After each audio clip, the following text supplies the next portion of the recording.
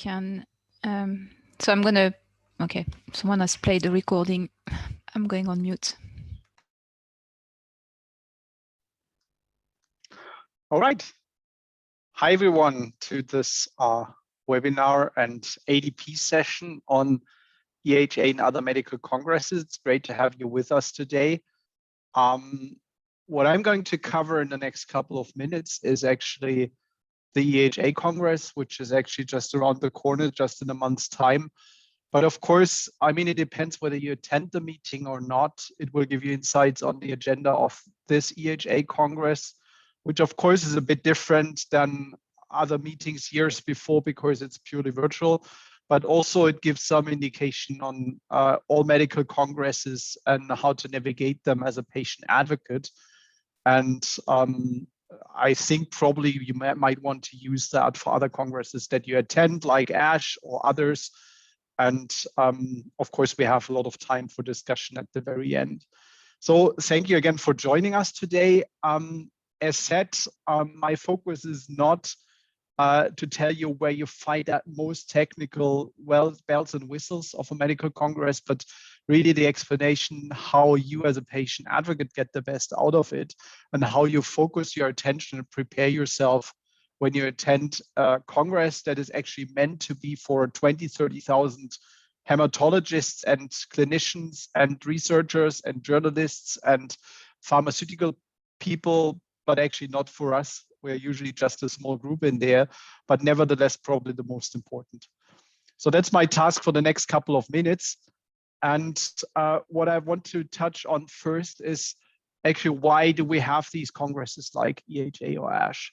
And those are the objectives really for hematologists, and the leaders of the medical societies keep reminding us of why it's very important to address their constituency.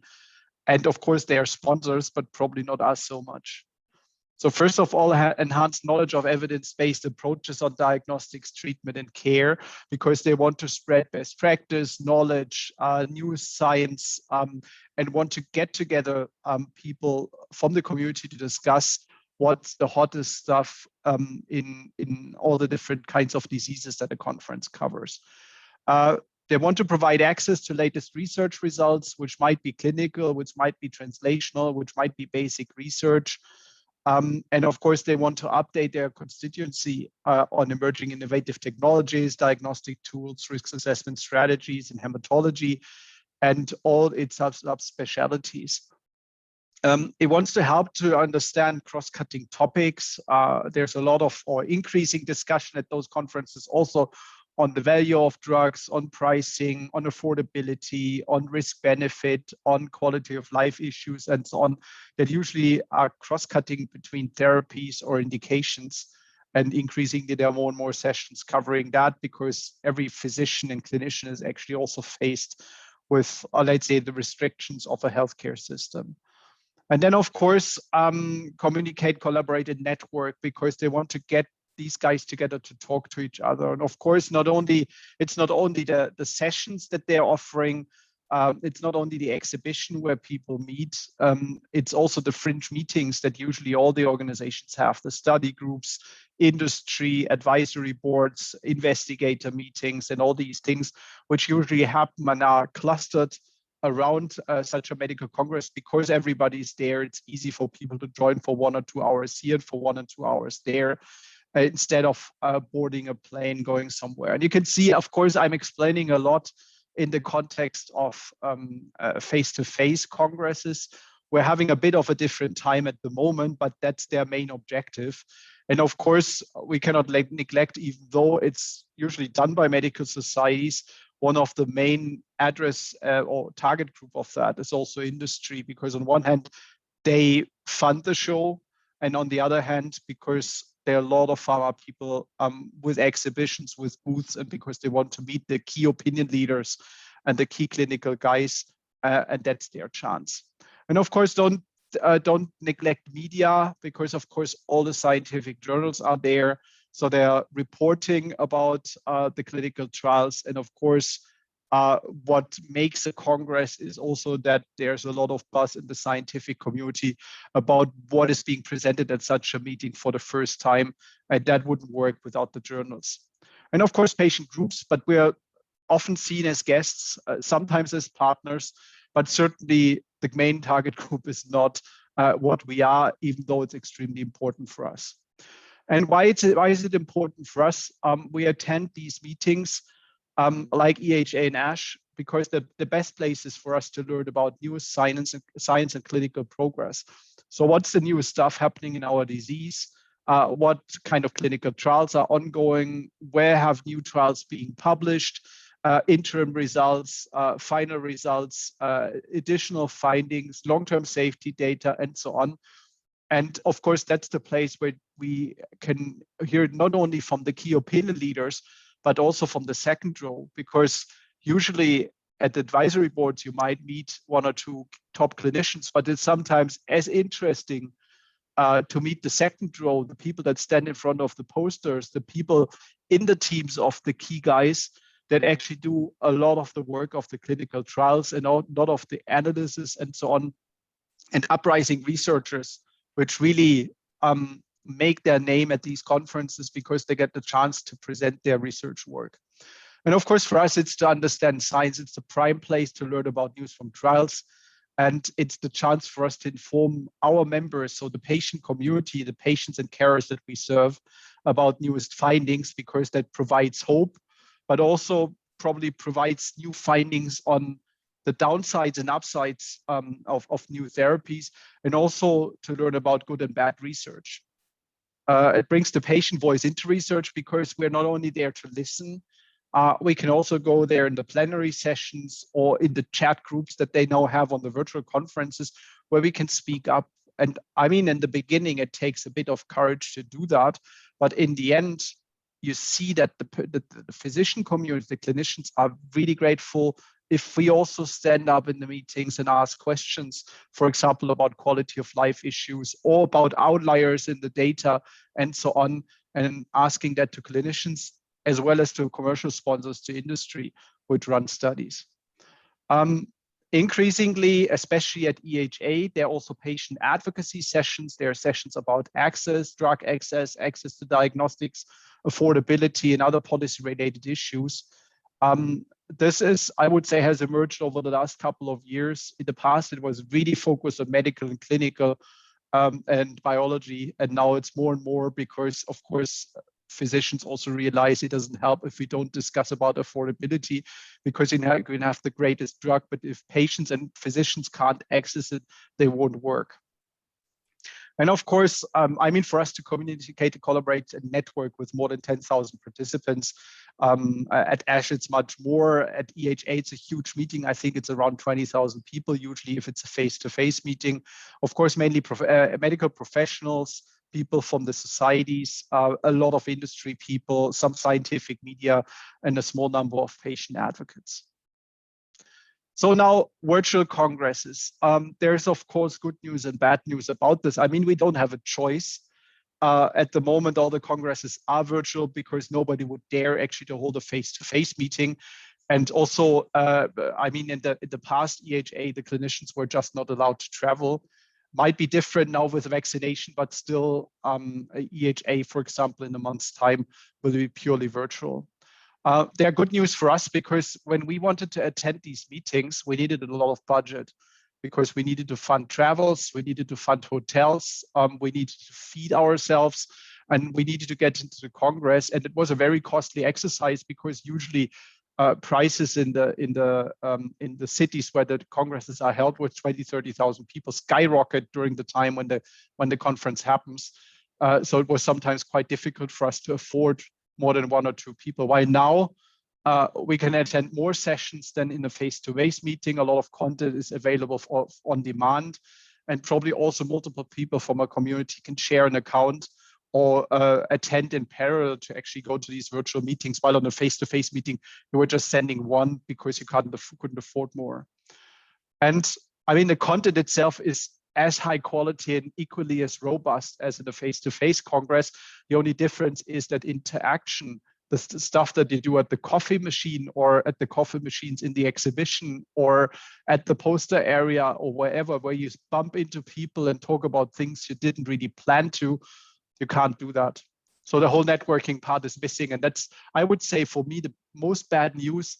And the other bad news for me is that the risk of missing out the Congress overall is higher, because when you go to the EHA meeting, you reserve your calendar half a year in advance. You let nobody enter those days.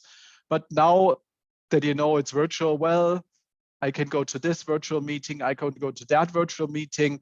Your whole plan erodes, and in the end, you realize that you barely have any time to attend the scientific sessions, especially if you haven't blocked the calendar in full, and then suddenly realize your most favorite session is on the day that you've actually given in to other demands, and then you might be missing out the Congress overall, which hasn't happened to me, and I haven't missed any EHA or ASH meeting in the past 10 years. But I missed a lot out last year because of those reasons. But now I want to take you through a virtual tour, and whether you attend EHA or not, I just want to give you some, let's say, program at a glance, because I want to explain the structure of a scientific meeting like that. And even though the types of sessions are a bit different from conference to conference, the basic principles are the same, whether they go to EHA, to ESMO, to ASH, to others. It's always the same principle, how they structure their program, even though the schedule as such, of course, is different. And you can see here on the right side, and that's exactly the graph that you see on the EHA Congress website. You actually see, if you go to the website, you see program at a glance up there. You see program by day, where you can click in the detailed sessions. You can, of course, look for speakers or some featured sessions and so on. But that's basically the entry points, because usually the coloring scheme of that program as a glance takes you through the whole program. It actually helps you identify which ones are the company-sponsored sessions, which ones are discussion sessions, which ones are big plenary sessions, which ones are scientific specialist sessions, and so on. So the coloring scheme is usually quite consistent, even though we realized they made a mistake in this year's program on one of the colors, which is a bit difficult to differentiate. But anyhow, that's the program at a glance. I'm going to take you through the different bits now, that you understand which part is for and how relevant it is to you. So you can actually see this is the program. You see there are different types, which you can see listed on the left side: satellite symposia, plenary sessions, education sessions, oral sessions, thematic debates, poster sessions, and joint symposia. And those are the different colors. And what is different this year in the virtual Congress is usually EHAs for 4 days. This year, EHA starts on Wednesday and runs all the way through from June 9th to June 17th. So they've spread out the program over more days because it's virtual and because people don't need to pay hotels. It's easier to, let's say, split it up a bit. And one thing that you see here, and I'm going to speak more about this, is that all acute leukemia sessions that are specific scientific clinical sessions are all clustered on June 17th. So that's going to be a busy day, starting early in the morning, running through the whole day. Usually you got the whole AML program cluttered all across 4 or 5 days. Now this time it's everything in one day. So that's why if you attend, you need to keep clear Thursday, because otherwise you're going to miss 80% of what is relevant in AML and ALL. So that's important to know. But first of all, you've seen in the program, I've also always highlighted the relevant sessions which I'm discussing about, so you know where they are in the program at a glance. And I mean, for a society and for, let's say, the dynamics of a hematology community, the plenary sessions are extremely important because they have an opening ceremony, they have keynotes, they give awards to key researchers or key people from the community.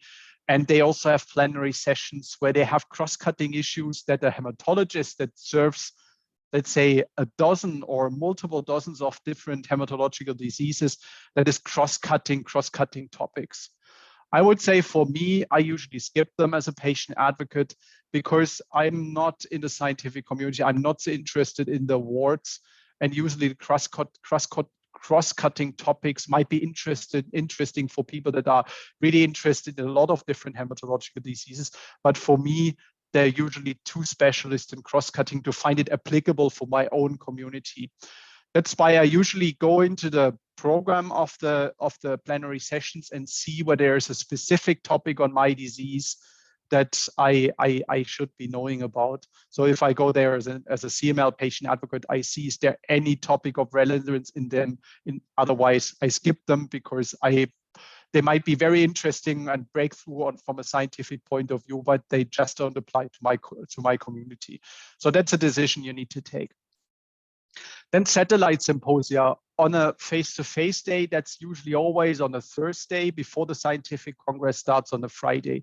That's why they call it satellite, because they're a bit outside of the, let's say, of the planet of science. And they are basically held often in parallel to other meetings, because very often also the investigator meetings, the academic meetings, the work group meetings are being held on the same day, which is not good for the industry that is organizing those the satellite symposia, but that's the way it is. And the data that is presented there, and that's very important to know, is always based on published data. They never present data that will be presented for the first time at EHA. They're not allowed to do that because new data is being presented in the scientific sessions first, and because they are days later, they are not allowed to present something which actually will be presented for the first time later. So everything that's been already in journals or at different conferences, that's part of the satellite symposia. And of course, the companies have quite a say on the topics, so they're bound to compliance rules. They're usually a bit less complex, more mainstream, more educational, very good for a big picture, but they are not, cutting edge science. That's not what they are being made for. And I don't want to read down, but I've listed all the AML specific sessions in the satellite symposia here with timing in Central European time. So should you decide to join the satellite sessions, you can choose by topic which ones are interesting. I've not listed which companies are supporting which ones. You just see the different topics. So you can see there are sessions about intensive chemotherapy, antifungal therapy, or innovation in AML myelofibrosis, or when MBS transforms to AML, or the importance of response in newly diagnosed PH plus ALL, or whatever. So you see there's a lot of different topics, and they are clustering the whole satellite symposium on one of the topics and have multiple speakers covering that topic. And you can see that spans from 8:30 in the morning to 8 o'clock in the evening. Some of them are in parallel, like you can, for example, see here. So you can't attend both, you need to decide.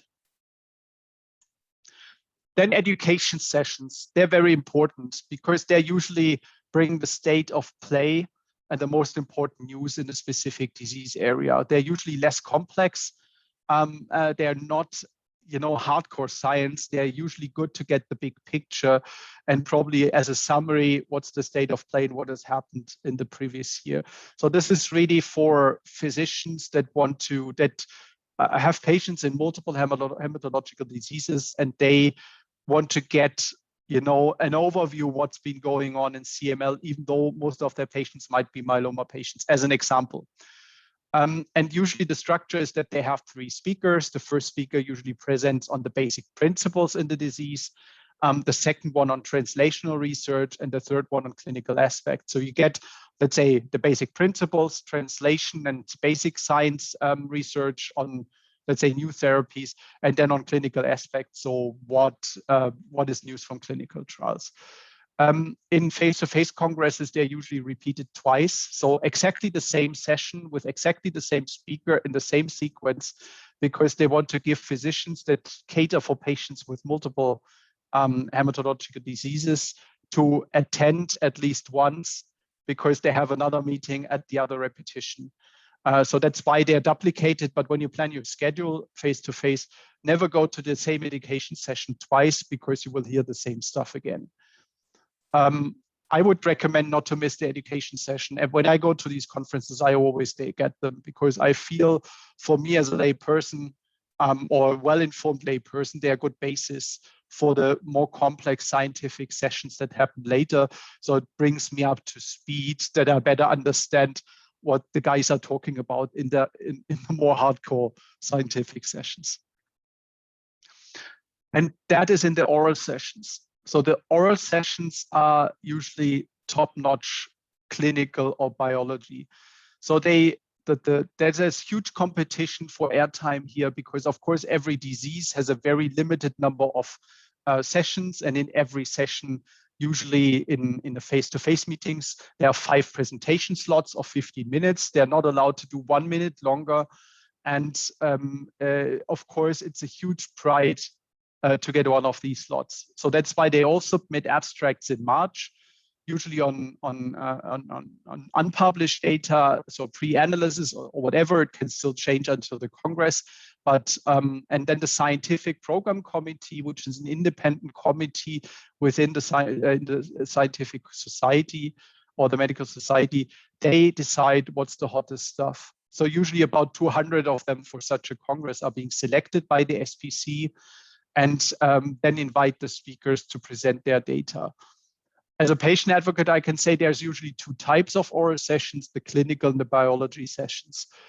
Even after, I don't know how many years of CML patient advocacy, I must say the biology sessions always kill me.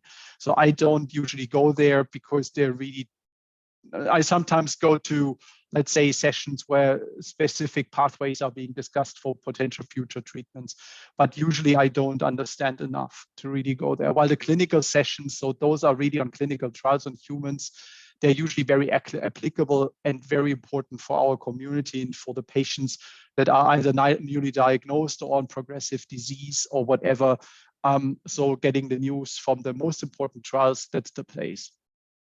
And as I said, the acute leukemia day is this year all on 17th of June. And that's where you actually should be if you're interested in AML data or ALL data. Then there are additional sessions which are called scientific working group sessions. It's important, and this is in the case of EHA, it's 24 scientific work groups that the medical society has. And they are topic-based expert groups coordinated by EHA members. And you can actually see it's a matrix. I've highlighted the disease-specific session. So you see the European work group of ALL and the AML scientific work group. So that's the horizontal one.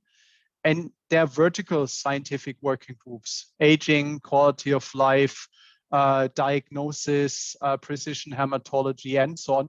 And you can see everywhere where there's the filled circle, that's actually where something happens and which is being covered in sessions there. So there are disease-specific scientific working groups and overarching topical work groups on the vertical. And by that, you can actually select which ones might be relevant or click into them to better understand who are the speakers and presenters. And that's usually quite interesting because they're usually not on clinical or often not on specific clinical trials. But of course, if you want to know about patient-reported outcome measures, about quality of life measurement, about specific issues of biomarkers and so on, the scientific working groups are a very interesting place to discuss these a bit more cross-cutting topics, or the ones that are not, what's the newest data on this Wondertumab study. And this is the structure of the thematic day 2021 on acute leukemias. You can actually see the different sessions. And if you go to the website and then go on program by day, you can actually click up here on Thursday, and then you get this presentation. And you can move your mouse over them and click on them, and then you actually see who's speaking in each of the session, and you see the full title. And you can actually see different types, and that's why I've color marked them here. So the how do you call that color? I have no idea, light green. These are the oral sessions. So these are the ones where newest clinical data is being presented. And this is the selection of the scientific program committee on the hottest stuff on clinical. Then education sessions, scientific working groups, science in focus and hematology in focus are those green ones. which you can actually see here. And then there are thematic debates, which is something that only happens, they introduce now with the virtual meetings. Those are debates of two more speakers where they present opposing positions and then argue in a discussion about the different positions. So it's more like a panel debate than presentation of data. And you can actually see here virtual room 1, virtual room 2. So of course they are concurrent. So you can only attend one of them at once. They're on-demand sessions and a virtual room 3. So if you attend live, because you want to be part of the Q&A part, you need to decide whether you do, for example, here this, or this.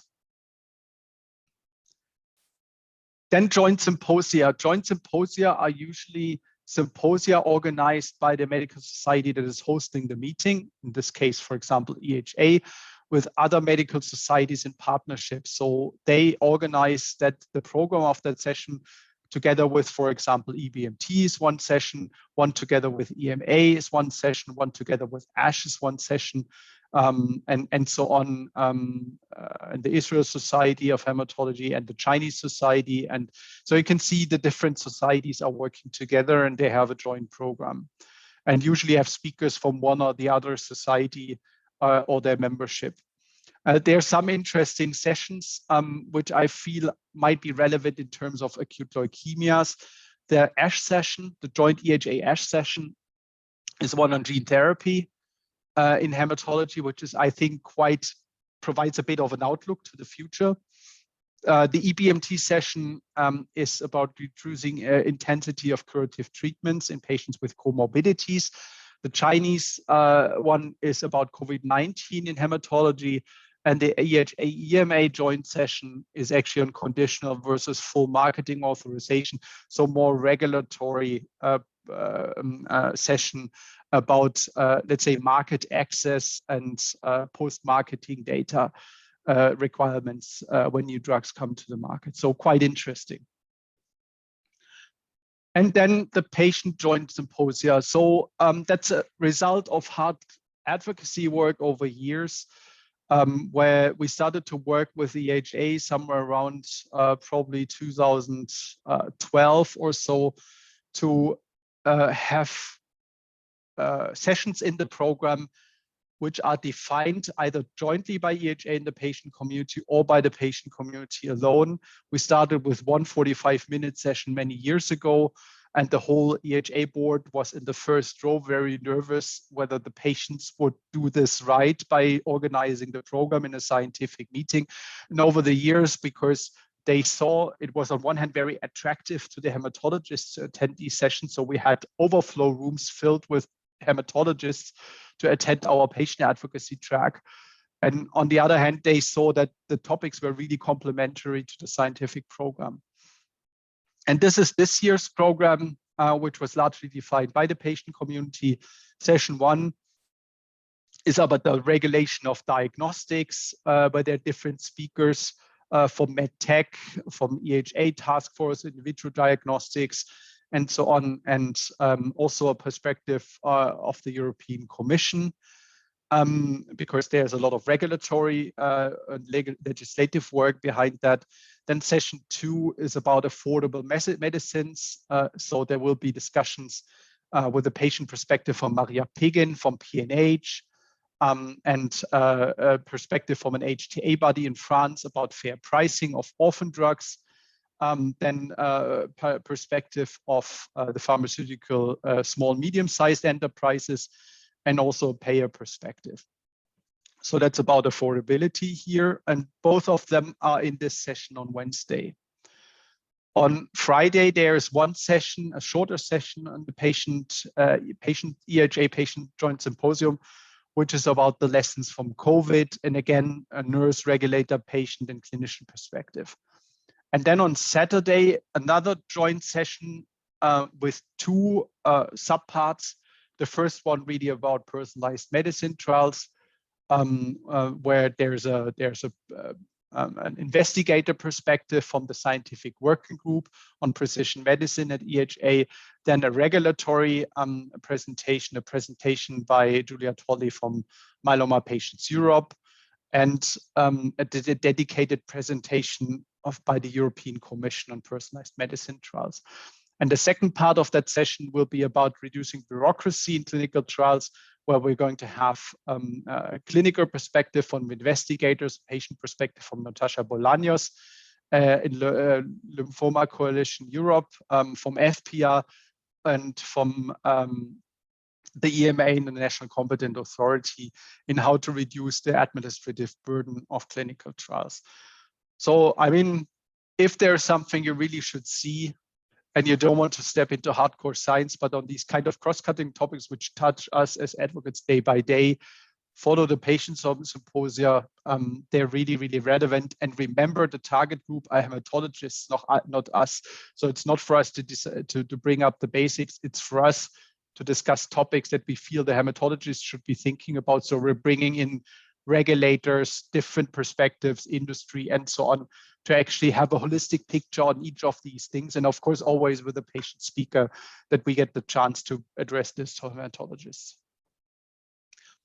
Then there's one specific session which EHA introduced a couple of years ago, a session on EU projects in hematology. So EU funded projects, and you know that the Acute Leukemia Advocates Network, a number of pan-European patient umbrellas are engaged in the big data project Harmony.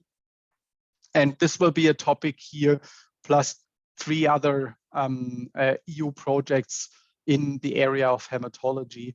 And for those that are interested, what we're doing in Harmony as patients, which Tamas and I are coordinating from the patient side, join this session on Wednesday, where you get an update on the Harmony Alliance.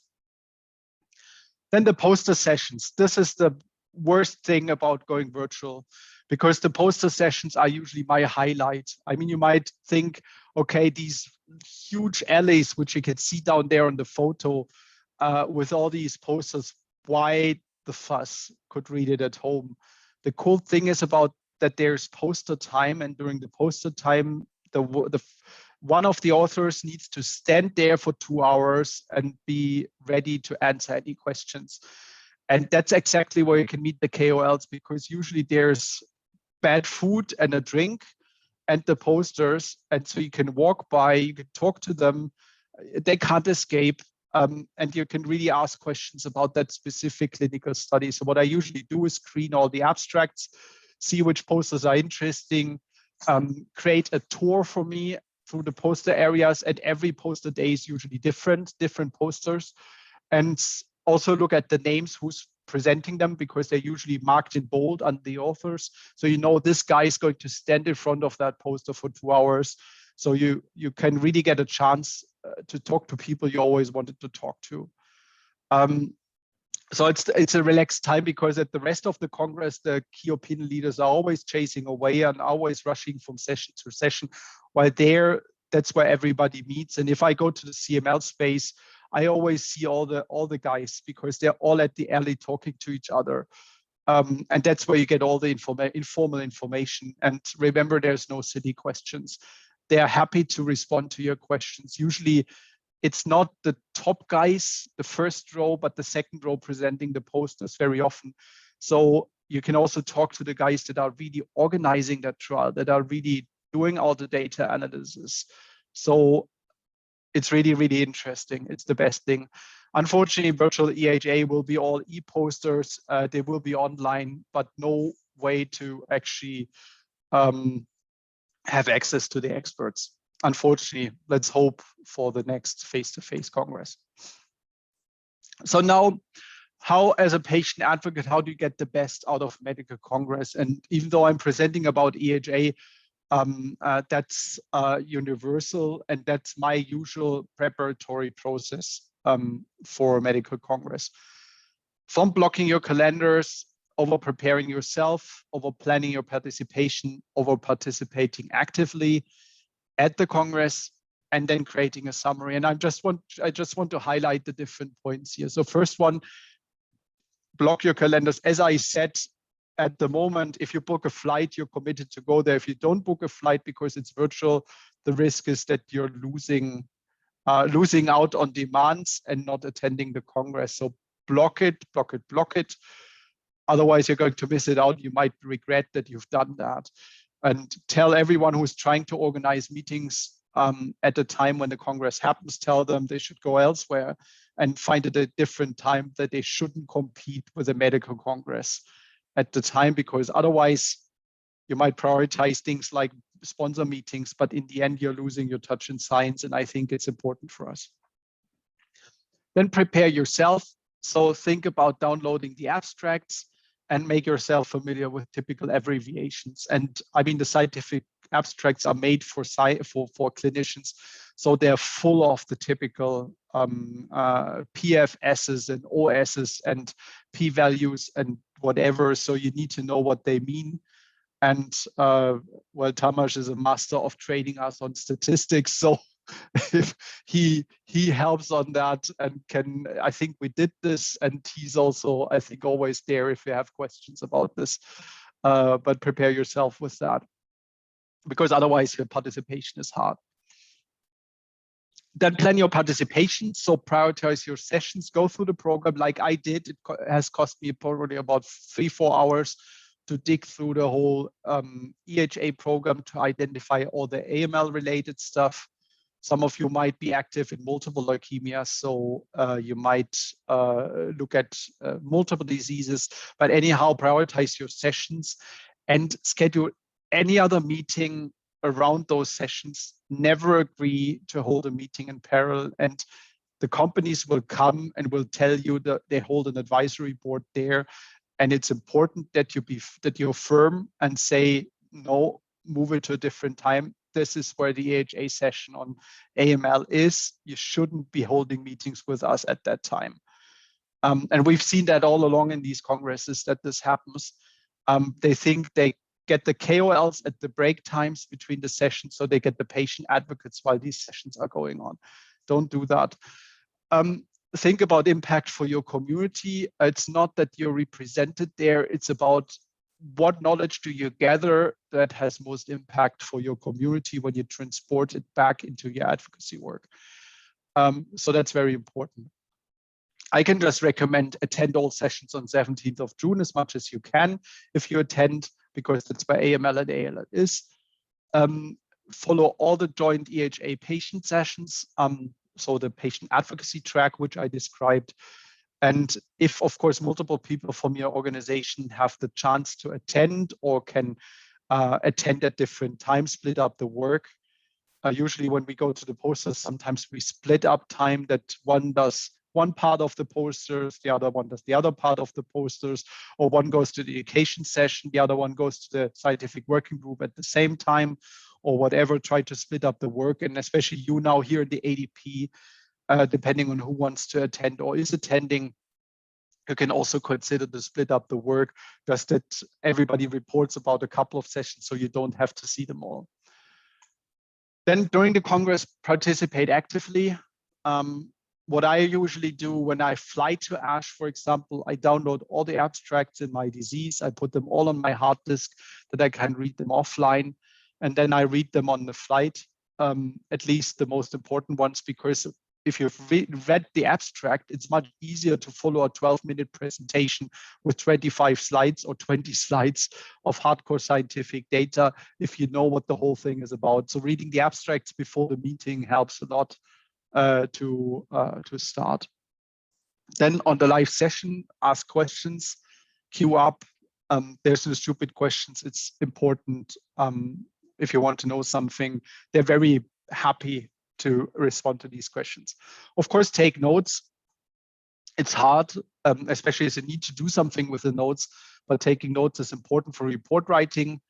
And one thing that I always do at the Congress is also following the hashtag on Twitter, because usually the journals, other clinicians are taking photos of specific sessions. And sometimes when I sit in one session, I have no time to go to the other one. Somebody else is reporting via Twitter from that session. So you get the core slides also on Twitter. So it's sometimes quite helpful to follow the hashtag and see what people are posting in a session that you just can't attend at that time. Or if you can't attend the Congress, look at Twitter. Usually there's a lot of stuff being posted there. Sometimes also the posters are being posted for e-download or stuff like that. And sometimes you also get if people are strongly disagreeing with what the presenter is presenting just now. So it's usually quite cool. And then, of course, create a summary. It doesn't help if it all stays in your head and you not often think that's been really interesting. That's not impact for the community. Think about report writing. And I know that takes time and effort, but it will double the impact of you being there if you can share what you learned and can write a 1, 2, 3-page summary of the key findings of key clinical trials in your area. And again, probably the AML community, ALL community needs to think about how to do that. Maybe Samantha also has a suggestion on that. I don't know, you've probably worked on that. So that's my cookbook for Medical Congress, which is the process I usually follow. Don't take it for granted, but at least for me, it's been working well for years. And then finally, if you miss out EHA, there's ASH. ASH will be held on 11th to 14th of December. Of course, there's a lot of uncertainty at the moment. Likelihood is that it will be a hybrid meeting. So it might be that just US doctors attend and the rest of the world goes virtual, or it might be that everyone who wants can attend and the rest can attend virtual. We don't know yet. Probably Samantha, you know more than I do. But you know, the problem with ASH has always been that they don't have a patient advocate registration rate like ASCO or even free tickets like EHA. Patients need to pay the full price until they register as a media delegate, which needs a press pass and reports from last year's Congress. But the Acute Leukemia Advocates Network, and especially Samantha and Zach, have coordinated a joint protest letter by the patient community, by the umbrella networks like CLL advocates and MPN advocates and CML advocates and all the others you can see on screen here, to actually demand that ASH reconsiders the registration rates that patient advocates can actually afford, because last year it was ridiculous because it was a virtual Congress, so with virtually no variable cost for people attending, especially if 50 patient advocates attend a Congress with 30,000 people, it just doesn't count by costs. Alan really wanted to make a difference here to get affordable and equitable access for patient advocates to the ASH Congress. And we've received the first letter. Samantha can update you on that, where we stand, and there will be probably more news. But whatever that means, December 11th to 14th will be the Congress. And because we're now a half year before, I come back to my recommendation earlier on that you should really block the time now to make sure that you're not booked out with anything else during that time. And if you can fly to the US, I mean, Ralph has an advantage here, then attend. And I mean, ASH is for me the highlight of the year. It's always the greatest meeting that I attend on the clinical side. It's always cool. With that, thank you so much. That's been my talk. Lots of time for questions. I hope I didn't overwhelm you. I hope the cookbook is of any use. And with that, thank you so much. Open for questions. Thank you.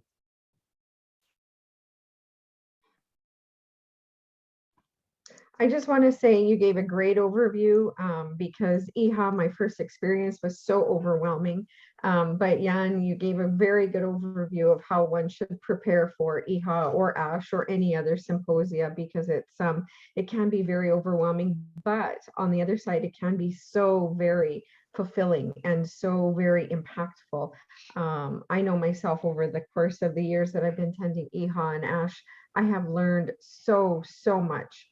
And I always say, for a girl who hated biology and chemistry in high school, I now can actually talk to doctors and feel confident about talking about the molecular structure of our diseases and the and just the medical side, where I feel confident about talking about the disease. So thank you. You gave a very good overview of how we should plan. And I wish I would have known this on my very first EHA and very first ASH, because I would plan much different. Yeah, and I must say, when I started with going to ASH, first time was all Chinese to me as well. I mean, it took me years to actually understand what these guys are talking about. But Giora and I have actually become conference reporters from the ASH meeting for the CML community, because over time we knew the guys that could explain to us what it means, and we were able to understand. We were organizing ourselves better and better to actually identify the sessions that were really relevant. But I mean, the first years have been tough as a business person with no idea about medicine. But I probably all the scientific knowledge that I benefit from today, I would say 90% has been from ASH and EHA, just because I was forced to get into this. Or if I forced myself to actually learn all these abbreviations and how clinical trials work and why they were taking the decisions they took. So I can just recommend, it's a great kickstart. I am very fortunate, I think, as you know, that my doctor is a big advocate for AML specifically, and we can find her at almost every one of these congresses.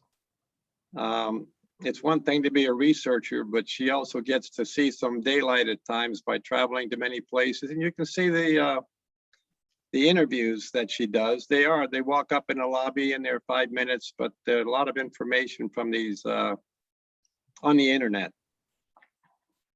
I just sent Samantha an email with a picture. I didn't realize I was at ASH in Chicago 2 years ago, but I wasn't really there. In the lobby, somebody had a 6 foot by 9 foot blank canvas, and 2 ladies finger painted my picture as a patient advocate for, and I just sent a copy of that to Samantha. So sometimes we can be advocates and not even be there. That's true. I think I remember that picture. I think I've seen it at the Congress, yeah.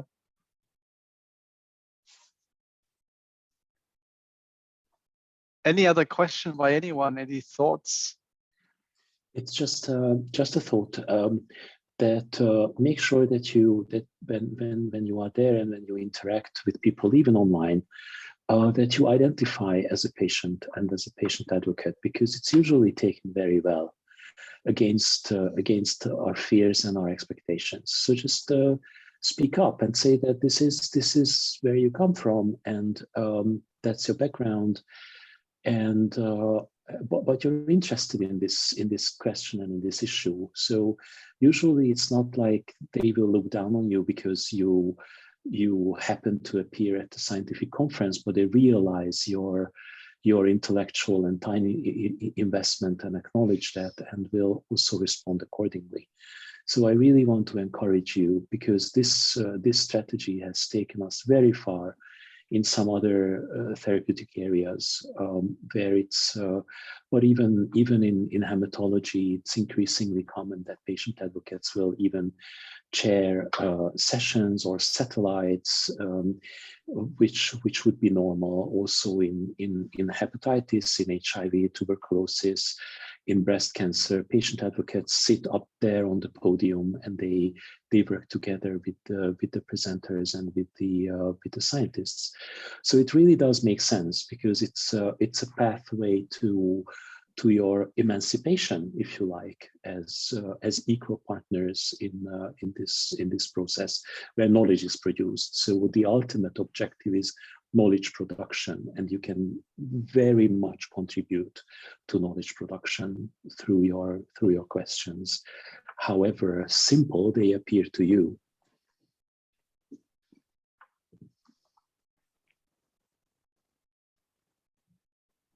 Any further comments?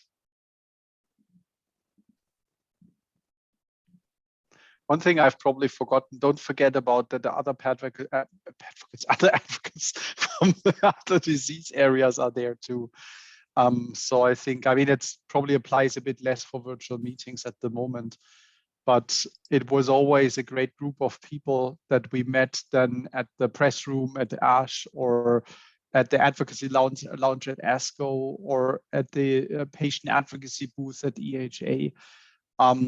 Which is, I mean, how many opportunities do we have to meet people from the hematology community, but from a different disease area? I mean, of course, like Cheryl, like Jana, I meet them at different places because they're active in multiple hematological diseases through the organizations they do. But quite often, I mean, that's the opportunity where you can hear about what's going on in MDS, what's going on in advocacy in other spaces, what Lymphoma Coalition is doing, and whatever. So I think we can't neglect that it's also a very important point for us to touch base across the community.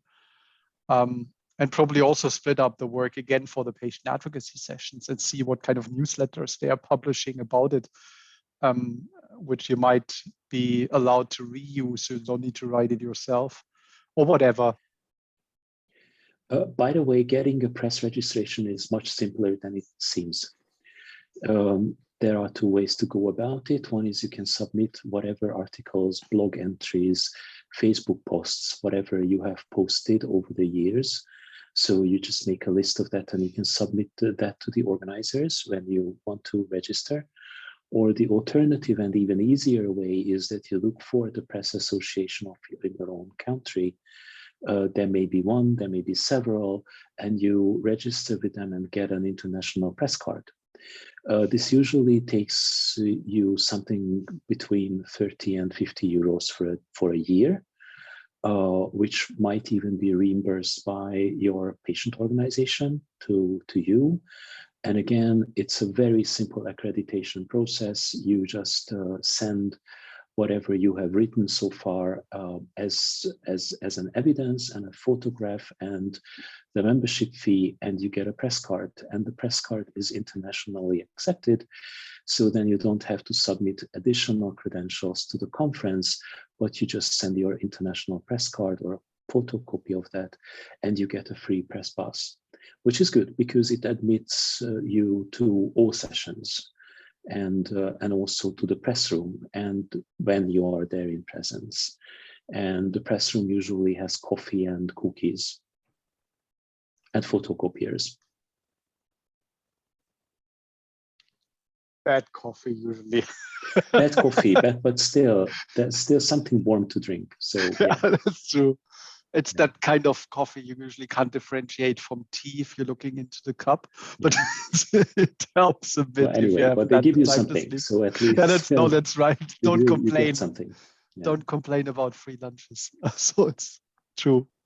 I've been going to ASH as a what am I talking today? As a media delegate for probably the I will last 2 use years. this against you, Jan. Yeah, I know you're going to cut this out as outtakes or something like that. I'll go as a mess. Yeah, as a media delegate, it's really good. Let's hope we can go as advocates. Yeah, not as a yeah, mess. I mean, it's, Not as a mess.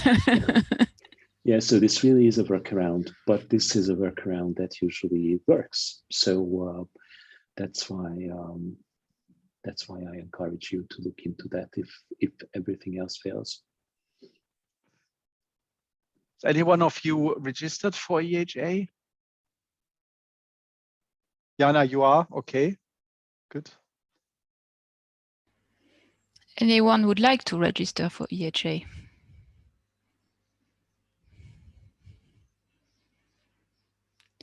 Which Too much work.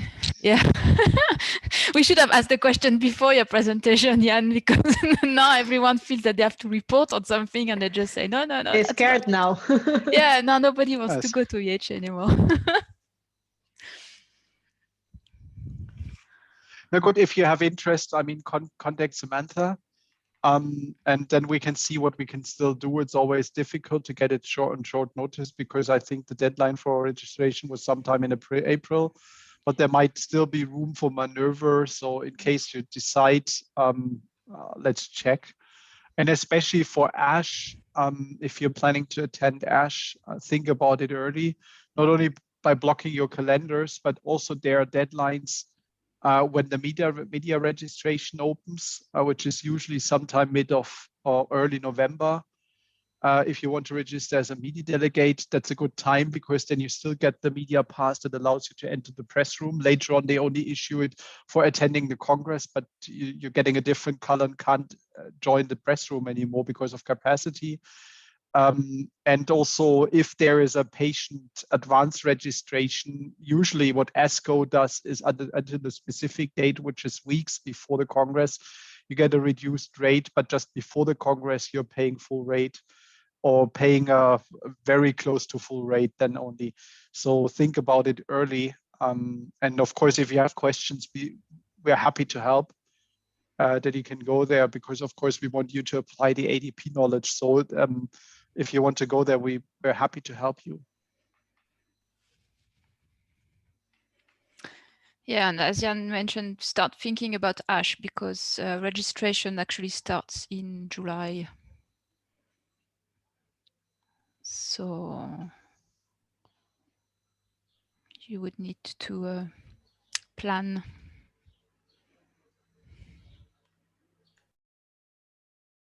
Good.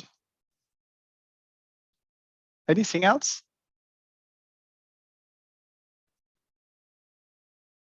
Otherwise, you'll see my tweet as a mess at EHA, and, and I'm sure. I mean, Samantha will. There will surely be reports from EHA about key stuff that is going on at EHA as well. So, looking forward. If you have questions, contact us anytime. All right. Okay, in that case, thank you very much, everyone, for attending. And as usual, you will get the session recording uploaded into the classroom, so that everybody else can also rewatch. And looking forward to hearing back from you if you can attend the conference, then whatever experience you had with that. So with that, thank you and goodbye. Thank you. Thank you. you. Bye bye. Bye, everyone. Thank you. Bye. Bye.